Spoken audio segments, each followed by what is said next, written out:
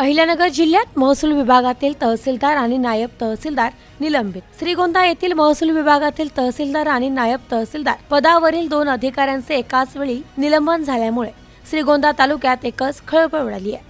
श्रीगोंदेच्या तहसीलदार doctor Kshitija Waghmare आणि नायबा तहसीलदार अमोल बन यांचे आज निलंबन करण्यात आले आहे। शासकीय जमिनीची परस्पर विक्री केल्याच्या प्रकरणात दोषी धरत या 2 अधिकाऱ्यांचे निलंबन करण्यात आले। एकाच वेळी 2 तहसीलदार दर्जाचे अधिकारी निलंबित होण्याची ही पहिलीच घटना असल्याचे बोलले जात आहे। श्रीगोंदा तहसीलदार डॉक्टर क्षितिजा वाघमारे यांनी पदभार स्वीकारल्यानंतर त्या कोणत्या कारणामुळे सतत वादात राहिल्या होत्या।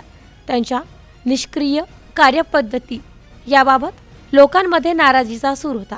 काही महिन्यांपूर्वीच श्रीगोंदा शहरानजीकच असलेल्या एका जमिनीची परस्पर विक्री केल्याच्या प्रकरणात तहसीलदार वाघमारे आणि नायब तहसीलदार अमोल यांनी दोषी धरून त्यांच्यावर निलंबनाची कारवाई करण्यात आली होती। महसूल व वन विभागाचे अवर सचिव प्रवीण पाटील यांनी या दोन्ही तहसीलदारांच्या निलंबनाचे आदेश आज काढलेत। श्रीगोंद्यातील एक मंडल अधिकारी आणि एका तलाट्याचे या प्रकरणात आधीच निलंबित झालेले आहेत, तर यांच्यावर महाराष्ट्र नागरी सेवा वर्तणूक नियम 1979 मधील नियम 3 चे उल्लंघन केलेले असल्याने महाराष्ट्र नागरिक सेवा शिस्त व अपील नियम 1979 मधील तरतुदी अन्वये विभागीय चौकशीची कार्यवाही करण्याच्या तहसीलदार दीक्षिता वाघमारे आणि श्रीगोंदा नायब तहसीलदार अमोल बन यांना निलंबित करण्यात आले।